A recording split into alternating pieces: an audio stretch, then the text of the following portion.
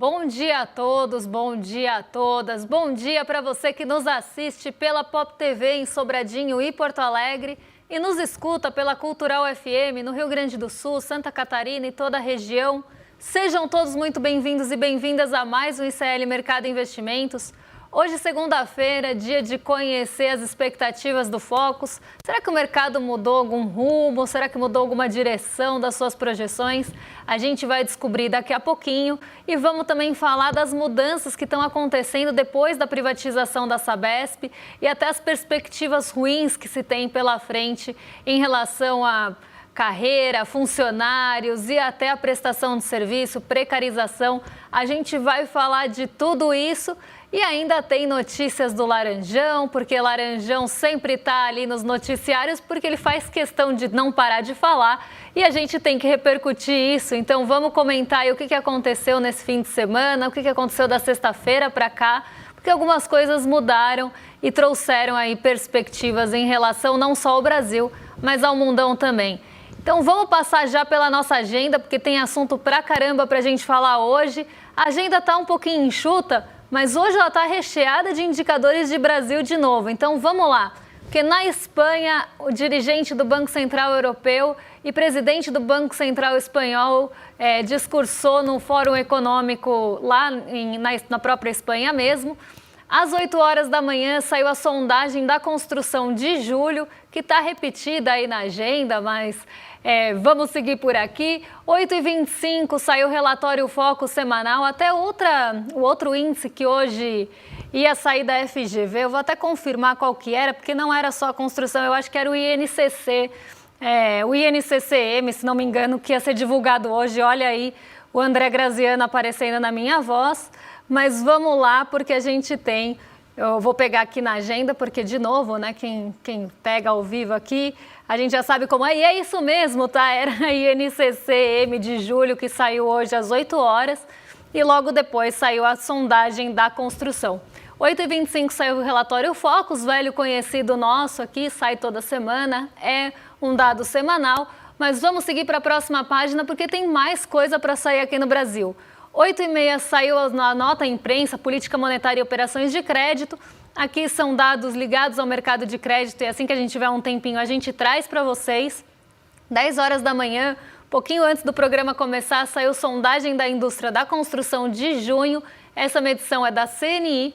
E às 15 horas saiu outra velha conhecida nossa, outro dado semanal que sempre aparece por aqui, que é a balança comercial semanal. Às 16 o Tesouro divulga o relatório trimestral de financiamento lá nos Estados Unidos. Aqui é Tesouro de lá, tá, gente? Então, um dia bem focado em alguns dados de Brasil. Tem bastante coisa da FGV saindo, tem CNI também divulgando coisa.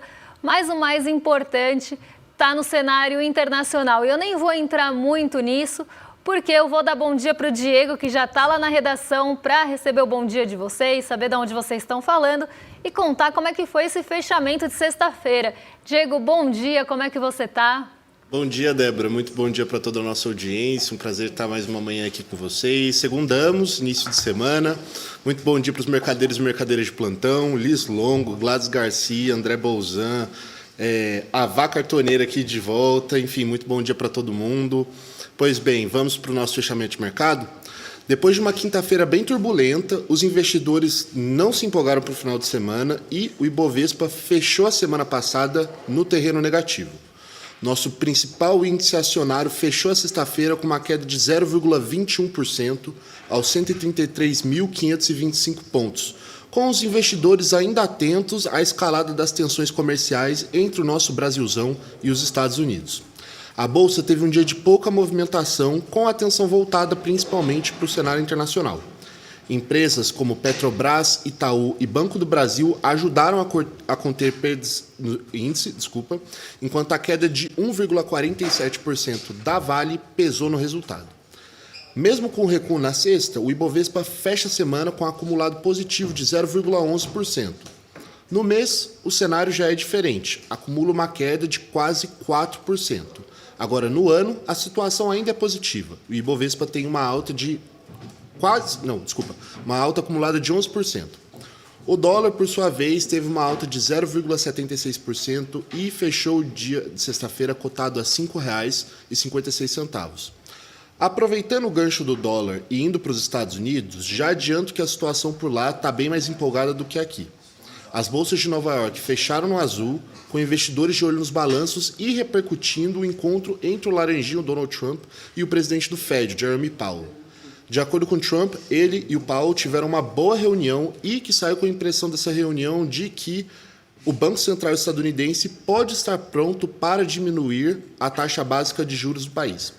Com isso, o S&P 500 e o Nasdaq renovaram as máximas históricas no encerramento de sexta-feira. O Dow Jones também fechou no campo positivo com uma alta de 0,47%.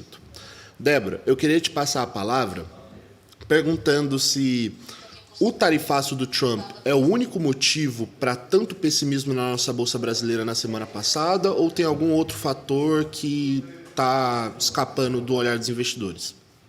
Ele é um motivo bem grande, né? É um dos principais motivos. O problema é que ele acaba se associando a outras coisas que também acabam sendo uma consequência dessa incerteza causada pelo tarifaço. Então, não o tarifaço em si, porque isso já está praticamente consolidado. Inclusive, Donald Trump reafirmou que no dia 1º de agosto vai ter, sim, a imposição das tarifas em relação aqui ao Brasil. E teve até uma movimentação lá nos Estados Unidos em relação a isso, da parte do Congresso, né? Então, uma parte até de senadores, democratas, acabaram levando, né, questionamentos e críticas em relação a essa tarifa imposta ao Brasil, na verdade, pelos Estados Unidos ao Brasil, justamente porque elas não são muito justificáveis. Quando a gente pega outros países que sofreram aí com tarifas mais altas, quando você olha a balança comercial, quando você olha a relação comercial com os Estados Unidos, esses países tinham superávit. No caso do Brasil, o Brasil é deficitário com os Estados Unidos há anos. Então, nada justifica muito essa imposição de tarifas. E isso acaba gerando uma certa incerteza no mercado. Não a tarifa propriamente dita, porque isso já está sendo discutido faz tempo, mas os desdobramentos disso e quais vão ser os aspectos mais políticos dessa decisão. Porque essa decisão, como eu estava falando agora, como os próprios senadores lá nos Estados Unidos falaram, analistas de mercado têm alertado, é que não é uma decisão econômica, ela tem fundamentos políticos. E quando você tem uma decisão dessa natureza que parte de fundamentos políticos, acaba deixando entender ou até abrindo precedente para que outros países também sofram com tarifas arbitrárias. E isso acaba deixando a confiança em relação aos Estados Unidos bastante abalada.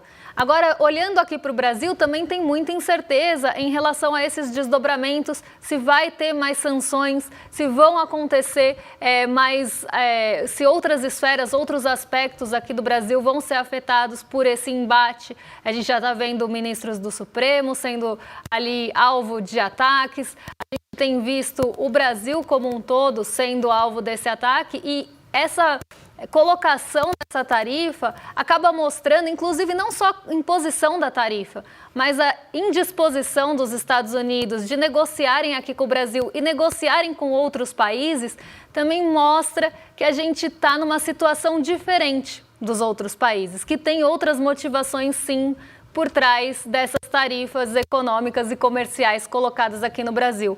E aí teve essa movimentação do Partido Democrata, que enviaram cartinha para o Donald Trump também, criticando e questionando. Ao mesmo tempo, teve uma declaração, ou pelo menos fontes falaram que deve haver uma declaração lá nos Estados Unidos de emergência para tentar justificar essas tarifas, já que você não teria essa justificativa pelo déficit de balança comercial. Então vamos buscar outra coisa, né? Assim que Donald Trump está agindo, ele precisa achar outra justificativa.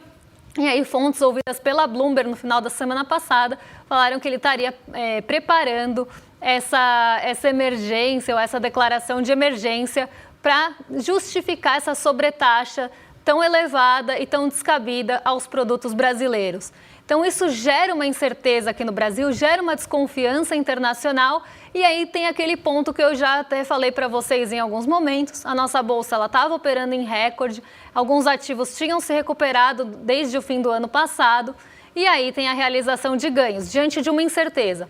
Você não sabe para onde o mercado vai, você não sabe para onde a economia pode ir, embora tenha ali os impactos tenham sido medidos em relação ao PIB e tudo mais, você tem também um entrave. Quem que vai querer tomar decisão diante desse cenário tão incerto, diante de uma neblina?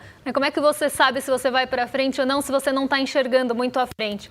E isso deixa todo mundo receoso, deixa todo mundo cauteloso e em compasso de espera.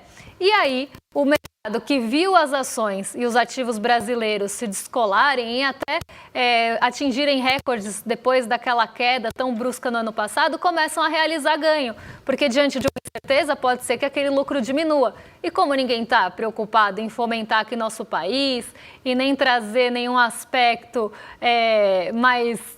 de longo prazo para essas empresas, é mesmo especulativo, você tem essa movimentação de realização de ganhos e saída de capital estrangeiro da nossa bolsa, inclusive. E isso faz com que tenha a queda na bolsa.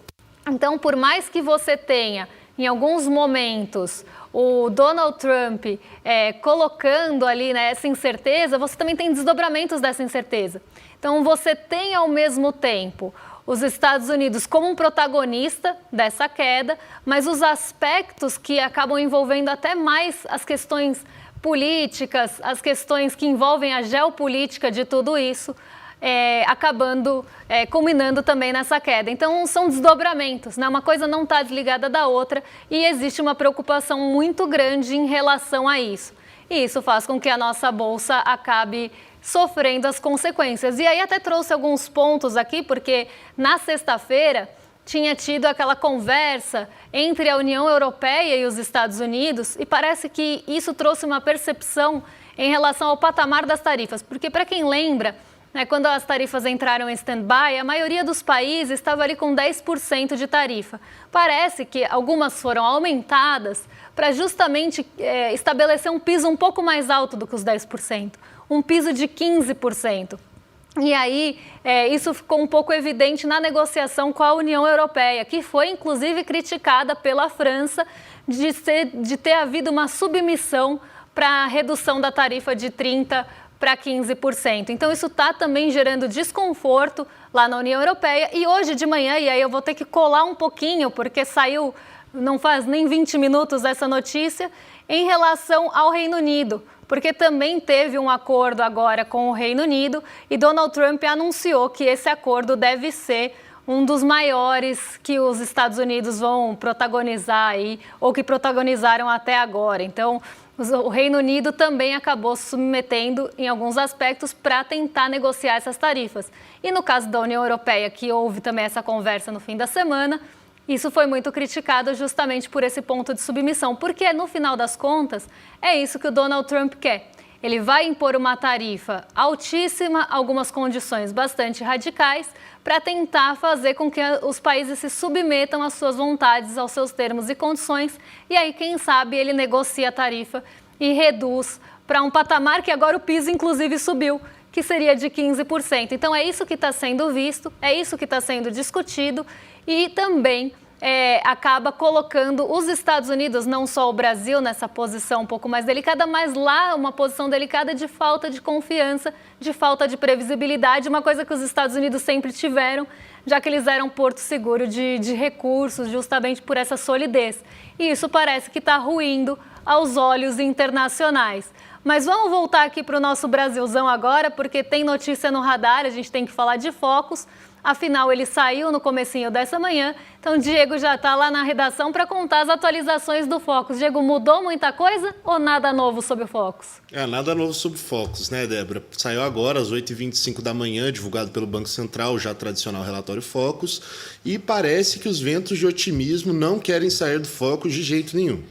Pela 9ª semana seguida, os economistas do mercado financeiro revisaram para baixo a expectativa de inflação. A projeção do IPCA para este ano caiu. Os preços devem subir menos do que se pensava antes, mas não para por aí. As expectativas para o crescimento do ano que vem e para o câmbio deste ano também foram alteradas. O mercado espera que o dólar termine o ano de 2025 na casa dos R$ 5,60. Já para o PIB de 2026, as principais instituições do mercado financeiro projetam um crescimento de 1,89%. Enquanto a taxa de juros, a nossa Selic, segue do jeito que estava, nada muda nessa semana. Lembra? Entender por que mudou, por que não mudou, o que aconteceu com esse Focus nessa semana. Lembrando que semana agora, essa mesmo de hoje, na quarta-feira a gente tem super quarta. Então, é um Focus que antecede a decisão de juros aqui no Brasil e lá nos Estados Unidos também, por isso que a gente chama de super quarta, porque é um dia de decisão importante de juros nos dois países e elas acontecem praticamente juntas, ali com uma diferença de horas.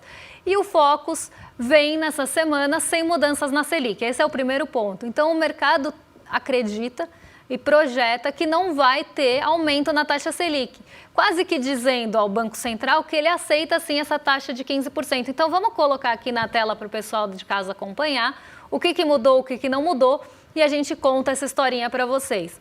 Então, em relação aqui à taxa Selic, o mercado financeiro espera que o Banco Central vá manter essa taxa em 15%, que não vai ter mudança em relação a isso, mesmo com as quedas recorrentes e consecutivas lá no IPCA, que é a nossa inflação oficial. Então, ao mesmo tempo que se espera um controle maior dos preços, ao mesmo tempo em que se espera que os preços não vão subir na mesma magnitude e velocidade que se esperava antes, você tem essa Selic mantida em 15%, quase que sendo falado ali para o Banco Central, olha, a gente aceita, a gente dá a bênção para essa taxa Selic, porque quando o mercado quer, ele faz pressão usando focos, assim como faz pressão também usando as taxas de juros futuros. Então aqui ele está mostrando, sim, a gente aceita 15%, esse patamar já está restritivo o suficiente aqui para a gente, suficiente inclusive para começar a derrubar a inflação. O que a gente sempre tem que ter em mente em relação à inflação, aqui a inflação está em 5,09 para esse ano e a expectativa para o ano que vem caiu para 4,44, inclusive abaixo do teto da meta. É que expectativa de inflação mexe com expectativas. Isso é um ponto muito importante. Então, o mercado financeiro ele tem alguns mecanismos na mão para mexer com expectativas de uma forma geral. Primeiro, com a expectativa da taxa de juros, não só pelas negociações no mercado futuro, mas também aqui pelo Focus tentando dar recados em relação à Selic, se aceita, se não aceita, se quer mais, se não quer mais. Então isso está nas mãos de quem responde o Focus, e a gente sempre tem que lembrar que quem responde o Focus é o mercado financeiro, não tem setor produtivo aqui respondendo pesquisa. E em relação à inflação também, porque se cria uma expectativa de inflação, isso pode inclusive desencadear em algum momento o processo inflacionário, porque a expectativa ela faz parte da inflação, assim como faz parte de outros aspectos da economia. Então é importante a gente sempre lembrar que o Focus mexe com expectativa, até porque ele é usado de base quando a pessoa não tem ali uma projeção, quando a empresa não tem o seu próprio setor que faça projeções macroeconômicas, muitas vezes o Focus é usado para traçar cenários. Então a gente não pode tirar isso de mente e lembrar sempre quem que está mexendo com essas expectativas, que estão às vezes traçando cenários possíveis para empresas. E também a gente não pode esquecer que o mercado financeiro erra pra caramba. Então ele tem um poder nas mãos de mexer com expectativa, respondendo um relatório que a gente sempre tem que lembrar que é anônimo, e isso pode levar as expectativas a caminharem para um lugar ou outro.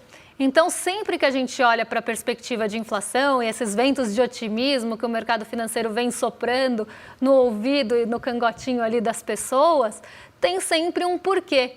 Né? O que o mercado financeiro está esperando aqui? Que a taxa Selic em 15%, essa historinha que está sendo contada, tá? A taxa Selic em 15% já está restritivo o suficiente, eles aceitam essa taxa, eles dizem sim para a taxa e essa taxa mais restritiva vai fazer com que a inflação caia. Essa taxa Selic vai fazer com que chova? Essa taxa Selic vai fazer com que sejam resolvidos problemas de logística global?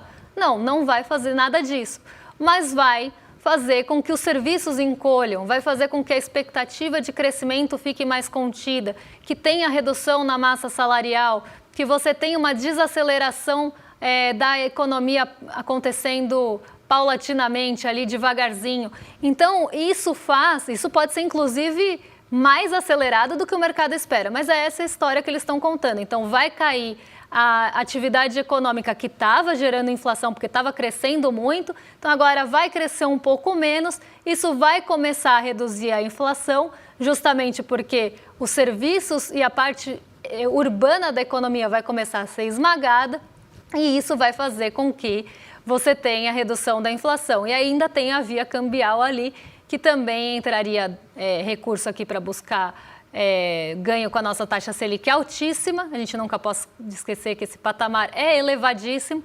Entra dólar aqui, faz com que o dólar caia. O dólar caindo também teria um impacto, ainda que limitado, na inflação. Então, essa história que o mercado financeiro está contando. A grande questão e o que eles esquecem de contar acho que aqui são 2 pontos que eles esquecem de contar, não é nem só um. O primeiro é que muito da inflação estava vindo de questões de oferta, então oferta global, logística, questões climáticas, então a oferta estava enxuta. E isso estava pressionando os preços de forma global e não só aqui no Brasil. E o segundo ponto se você desacelerar a economia por meio da Selic, você baixa na marra a inflação de serviços, porque você acaba tirando, inclusive, renda da população e desaquecendo a economia, mas isso não resolve o problema dos preços que estavam sofrendo com oferta. Então, eles esquecem de contar esses pontos, quase que comemorando essa desaceleração do setor de serviços, que é muito prejudicial para a economia. O setor de serviços é super importante para o nosso crescimento, ele tem um peso grande e a gente nunca pode esquecer que tem a renda das pessoas atrelada a isso. Então, parece uma comemoração, mas a gente sempre tem que olhar um pouquinho mais a fundo para entender que não é tão assim bom de comemorar. Bom de comemorar seria, vai ter uma inflação só em queda ali na parte que está pressionando a oferta. Então, teve uma melhora climática, pensaram em alguma política pública que mexesse e melhorasse esses preços. Então, é isso que a gente tem que pensar quando a gente vê o Focus e não só os números ali friamente. E sempre tem em mente, garoto de recados. E não só isso, mexe com a expectativa de vários setores do país que não respondem à pesquisa. Agora a gente vai falar de um assunto polêmico e bem triste, que é a privatização da Sabesp e novas coisas que já começaram a aparecer com essa privatização, né, Diego? Então conta pra gente, parece que já tem mudança no radar. Pois é, Débora. A privatização da Sabesp foi concluída no dia 23 de julho de 2024, já tem um tempinho, mas o processo foi iniciado em 2021 e envolveu polêmicas CPIs e forte oposição de sindicatos, movimentos sociais e muito mais. A venda gerou polêmica, demissões, aumentos nas contas e denúncias de exclusão social. Com a venda de ações, o governo de São Paulo deixou de ser o sócio majoritário e quem ocupou esse espaço foi a Equatorial Investimentos. Ela entrou no jogo e levou 15% da empresa sem nenhuma concorrência. Enquanto a Sabesp promete mais investimentos, tecnologia e lucro para acionistas, precarização, demissão e terceirização, os 3 Ãos, rondam a empresa. Débora? Vamos entender isso aí, o que está acontecendo com a Sabesp. A gente fez um painelzinho para vocês acompanharem aqui com a gente todo esse imbróglio que veio depois da privatização e como ela foi feita. Porque mais do que isso, né? O mercado financeiro está se aproximando e acenando para Tarcísio 2026, não é à toa. O mercado financeiro também levou um presentão de Tarcísio. Então, vamos entender como é que foi essa privatização, resumo do processo. O Diego já contou que foi em julho do ano passado, então faz 1 ano aí que teve privatização da Sabesp, que ela foi iniciada em 2021, depois do marco do saneamento. E a gente teve aí a venda de 32% das ações por 14,7 bilhões.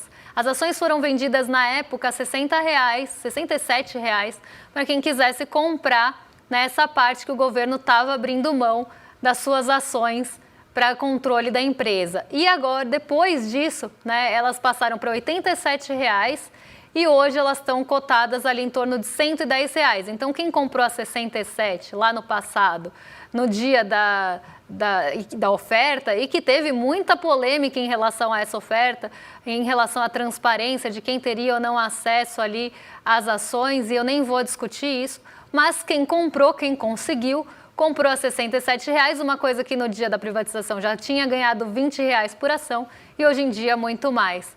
E aí, a Equatorial comprou 15%, virou a investidora de referência e, como o Diego já contou, sem muita concorrência. Então, esse processo, né, enriqueceu quem comprou esses ativos e quem comprou esses ativos ou por meio de quem esses ativos foram comprados e quem será que teve acesso? Será que foi um investidor institucional? Quem teve acesso a isso, né? A essa compra de 67 que virou 87 e R$110? Por isso que a gente sempre fala que foi um presente para o mercado financeiro de Tarcísio e não se espanta esse apoio todo que ele tem desse mesmo setor.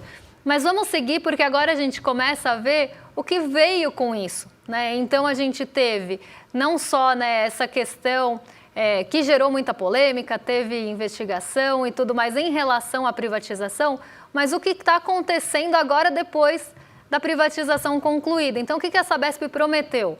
Que ela ia investir 70 bilhões até 2029, universalizar o acesso à água e esgoto 4 anos antes do prazo, criar 40 mil empregos diretos e indiretos e usar tecnologias para localizar vazamentos, IA para fiscalizar a obra. Então está prometendo aí muita coisa, modernização, né? Está prometendo modernização, universalização do acesso à água e saneamento. Só que o que a gente está vendo na prática não é essa promessa que a Sabesp está colocando em pauta. O primeiro impacto que a gente já vê acontecer e até sendo denunciado e apontado pelo Sindicato dos Trabalhadores de Água e Tratamento de Esgoto, tudo mais, é a demissão em massa que já está acontecendo depois da privatização. Mais de 2 mil funcionários já foram demitidos depois da privatização e teve adesão em massa do plano de demissão voluntária por medo e incerteza de permanecer lá e ficar numa condição pior ou sair numa condição pior. Porque quando você sai num plano de demissão voluntária, você faz alguns acordos e leva algumas coisas que se você ficar e sair depois, você não vai ter direito. Então, muitas pessoas aceitaram o plano de demissão com medo e incerteza. E aí, o que o sindicato está apontando como possíveis pontos, né, e que vão acontecer agora? Então, o que eles estão aí temendo? Que tenha terceirização e precarização, então que esses funcionários que estão saindo vão ser vão ser substituídos por empresas terceirizadas, por funcionários terceirizados e precarização desse serviço, não só em relação à qualidade dos empregos e tudo mais, mas também a prestação desse serviço, redução das equipes, porque se vai reduzir a equipe e vai ter ali menos pessoas para tentar aumentar a receita, a margem de lucro. Então, você aumenta a receita, você diminui o custo, você aumenta a sua margem de lucro. Normalmente, é isso que uma empresa que é privatizada faz. Então, aqui, a redução do quadro de funcionários levaria a mais acidentes, a precarização da prestação desse serviço também. E, por final, aqui, podem colocar aí na tela de novo, menos poder público nas decisões, afinal, você diminuiu esse poder. Agora, vamos ver para as pessoas em casa.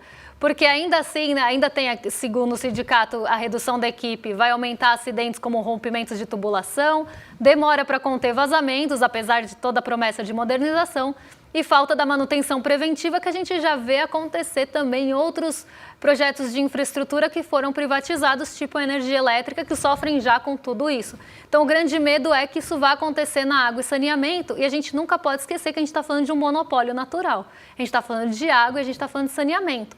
E isso está nas mãos da iniciativa privada, que normalmente não tem, né, um olhar não só social, mas de sustentabilidade a longo prazo para aquele ativo que ela está gerindo.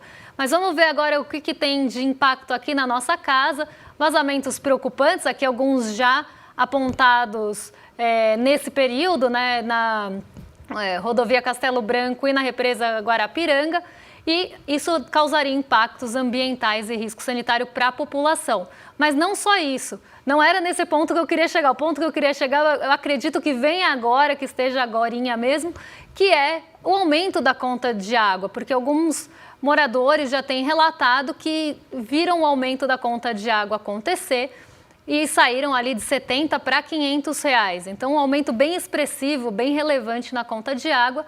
Então, a gente sempre sabe, né? Os lucros, eles são privados, mas os prejuízos normalmente são públicos. Então, tem essa busca incessante pelo lucro, que vem por meio de um aumento de receita, sem a preocupação que aquela água vai chegar a quem precisa, se vai chegar num local com menos acesso, se não vai, não tem essa preocupação, vai cobrar mais caro por isso, vai reduzir o quadro de funcionários para reduzir o custo, que vai precarizar o serviço também, e não só vai chegar mais cara, como de menor qualidade na nossa casa.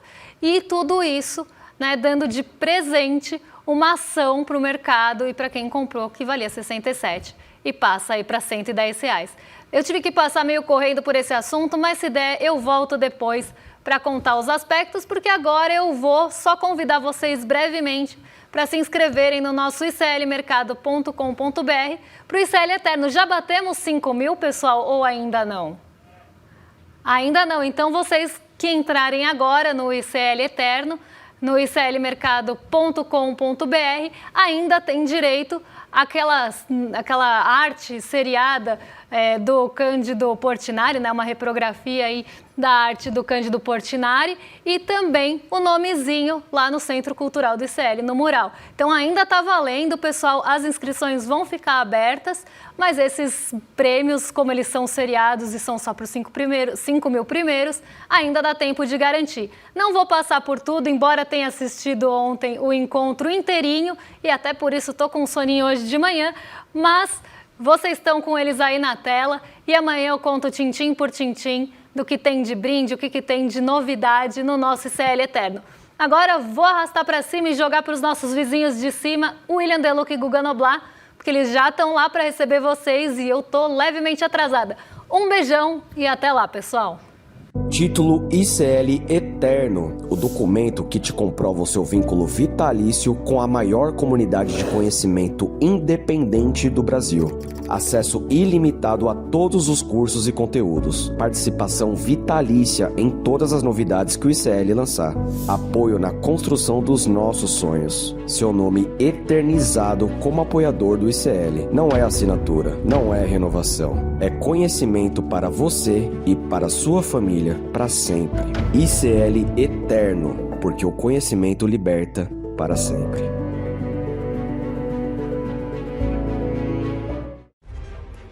Olá, olá, olê, olê, olê, olá. Eu sou o Lindener Pareto, historiador, e tenho um convite especial para vocês para acompanharem o Provocação Histórica aqui nos canais do Instituto Conhecimento Liberta. Toda quarta-feira, às 7h, logo após o ICL Notícias segunda edição, convidados e convidadas que ajudam a gente a pensar o passado, a criticar o presente e a projetar alternativas de futuro para um Brasil diferente, para um mundo diferente. E se no cotidiano dificílimo do trabalho você perdeu o episódio inédito, não se preocupe, você pode assistir também toda quinta-feira a reprise, logo após o Rolê ICL, ao 12h30. Venha para o Provocação Histórica.